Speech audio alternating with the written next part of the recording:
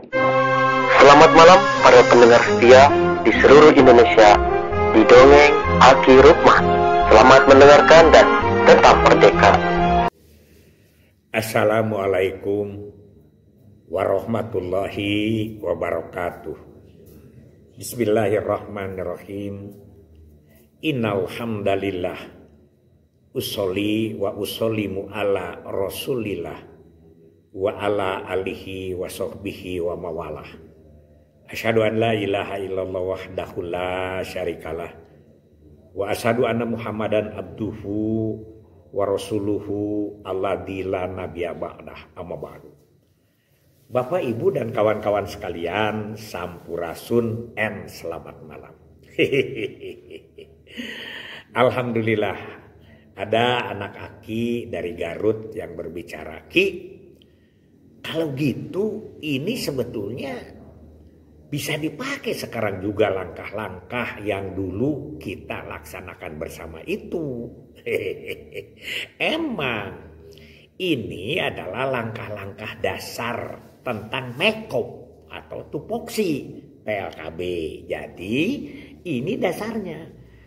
Sampai kapanpun itu akan tetap bisa dipakai. Yang perubah itu adalah materi dan teknologi. Kalau materinya, teknologinya mungkin bisa canggih. Tapi kalau ini kita lakukan terus. Begitu. Itu yang disebut dengan dasar. Sama aja lah dalam pelajaran agama juga. Fatihah begitu ya. Surat-surat di Al-Quran itu dasarnya. Tentang aplikasinya. Nah ini yang sekarang kan kadang-kadang orang menyebut bahwa sekarang itu membaca atau mengkaji. Nah ini kajian kita kan ya. Makanya Aki sebutkan satu persatu.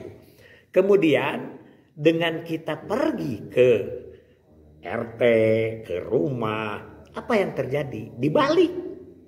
Dibalik teori itu dibalik. Jadi yang pertama kita mendapat fakta. Setelah mendapat fakta, kita mendapat data. Setelah mendapat data, kita mendapat angka. Jadi bukan angka dulu. Kalau sekarang kan kita mendapat angka. Sedangkan angka juga bukan dari primer. Angka sekunder lah begitu kan, laporan dari bawah. Apalagi kita sebagai petugas kadang-kadang hanya bisa mendengar dan melihat dari kejauhan. Kita laporkan lagi melalui media sosial, akhirnya akan semakin ngawang-ngawang. Begitu ya, itu pengamatan Aki. Tapi mungkin lebih bagus sekarang, silakan saja. Jadi begini, kalau 1000 terlalu jauh ya, ini contohnya kan di tingkat RT. 154 orang penduduk RT 1 RW 5 itu bukan data, itu angka. 17 orang ikut ayudi di desa pada Herang. Itu bukan data, itu angka. Ya. Angka itu tidak bisa bercerita lebih jauh. Ya, hanya bisa kita lihat.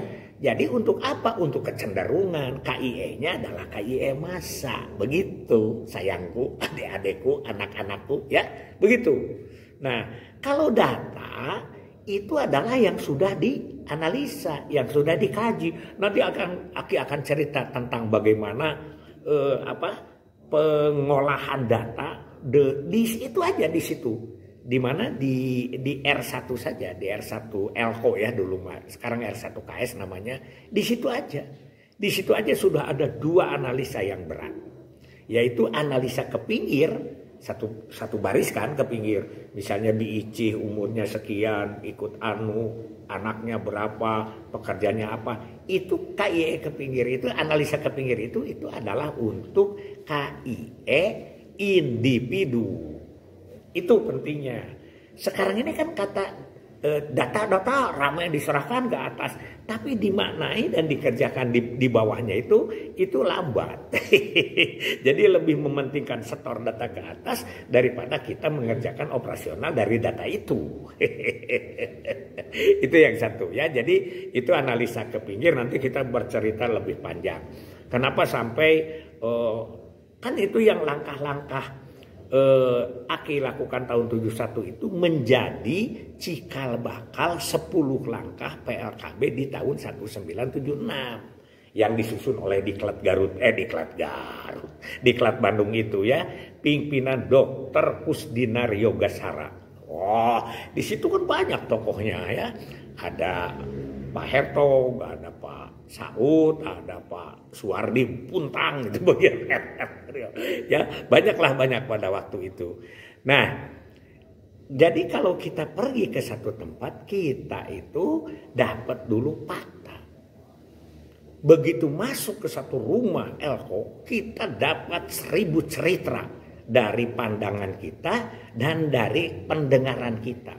1000 cerita, kekurangan data apa lagi? Ya, rumahnya menghadap kemana, begitu kan? Terus berapa meter rumahnya? Itu sebetulnya sudah tidak usah lagi didata, ya. Dan data itu atau fakta itu selewat aja itu bisa kita lihat. Makanya Aki suka ya ngobrol lah dulu, nyentil. Mohon maaf ya Bu Epi ya, Bu Epi Kabid Kependudukan Bandung Barat dengan Pak Wahyu juga suka. Pak Rukman tidak punya data, bukan, jangan mengocek-ngocek data, tapi data itu tidak bermakna, ya itu. Jadi gini. Kebanyakan data disimpan.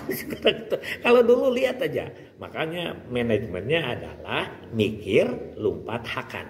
Eta penting. Nah jadi dengan kita melihat fakta, 1000 cerita kita dapat. Oh istrinya Pus ini kecil, begang. Oh istrinya Pus ini gendut, segalanya dapat. Suaminya itu adalah yang disebut dengan data, dengan fakta. Kemudian dari fakta itu kita dikecilkan dengan data mana yang kita perlukan. Tidak usahlah gendutnya istrinya, nggak usah. Yang penting adalah yang pertama kita tahu dulu dia itu adalah berapa lama kawin, berapa jumlah anak. Jadi dikecilkan. Jadi dari fakta itu lebih mengecil ke data. Nah dari data itu juga nanti dikecilkan, yang kita bawa itu hanya sekedar beberapa kesimpulan. Jadi dari data itu kan disimpulkan nih. Setelah data itu disimpulkan, maka kita dapat kesimpulan. Penyimpulan itulah yang dimasukkan ke dalam peta keluarga tingkat RT. Jadi cuman kotak itu kan, pus itu kan pasti pus.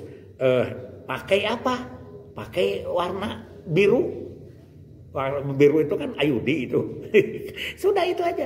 Jadi 30 itu digambar, itu penyimpulan. Nah itulah yang jadi angka.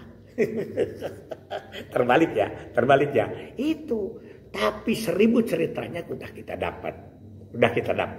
Makanya dari situ, apalagi sekarang dengan program-program yang lebih bersifat rada sensitif, misalnya tamasya, misalnya apalagi quick win itu kan genting ya, lansia berdaya, itu sudah ke individual. Kita jangan terlena dengan laporan-laporan dari institusi. Memang mereka itu luar biasa, tapi dalam penyimpulan mereka harus dibimbing oleh kita, ya. Jadi tetap saja bahwa kita itu harus membimbing mereka, bahkan kita itu terus saja. Misalnya kategori dari orang yang memberi genting itu, gerakan orang tua asuh stunting itu kategorinya kategori apa? Nah itu kan tidak jelas. Kalau kita hanya sekedar mendata, mungkin kita dapat orang yang genting itu hanya dapat dari sumbangan makanan. Belum tentu itu saja. Tapi kalau orang yang rela mengantar terus-terusan memberikan ongkos untuk periksa ke puskesmas karena jauh atau ke rumah sakit, apa itu bukan genting? Nah itu filosofi itu. Jadi Aki cerita, kalau Aki bertanya tentang kapan ini makeup itu berlangsung. Dari situ langkah-langkahnya itu menjadi 10 langkah. Tapi nanti bisa diciutkan lagi. Nanti akan cerita tentang bagaimana penciutan ya. Penciutan apa? Yaitu penciutan kesimpulan. Sampai pada saat Pak Muhyi jadi kepala BKKBN Jawa Barat, itu 10 langkah itu dipotong menjadi 4 langkah. Menjadi 4 langkah yang harus dikerjakan oleh PLKB. Karena yang lain-lainnya dianggap itu sudah berkoordinasi dengan yang lain. Yang 4 itu apa? Cakot. Cakot itu apa, Ki? Catur Krida Operasional Terkendali. Apa itu? Nanti tunggu ya. Jadi kita ngobrol terus. Karena ini banyak yang minta ke Aki bahwa obrolan-obrolan ini banyak yang tidak dikenal oleh kawan-kawan kita sekarang. Jadi kata kemarin si Kang Tatang ya, Kang Tatang di daerah Aki, di daerah Ciwidey. Aki itu mesantren sudah lebih 40 tahun di satu pesantren itu, Ki. Itu sudah jadi kiai, katanya Kiai KB. Belum lah, jangankan kiai, ustadz pun belum. Karena program kayak itu harus terus berkembang dan itu tidak bisa statis. Tapi patokan-patokannya bisa dipakai dasar. Oke? Hasbunallahu wa ni'mal wakil, ni'mal maula wa ni'man nasir. Wassalamualaikum warahmatullahi wabarakatuh.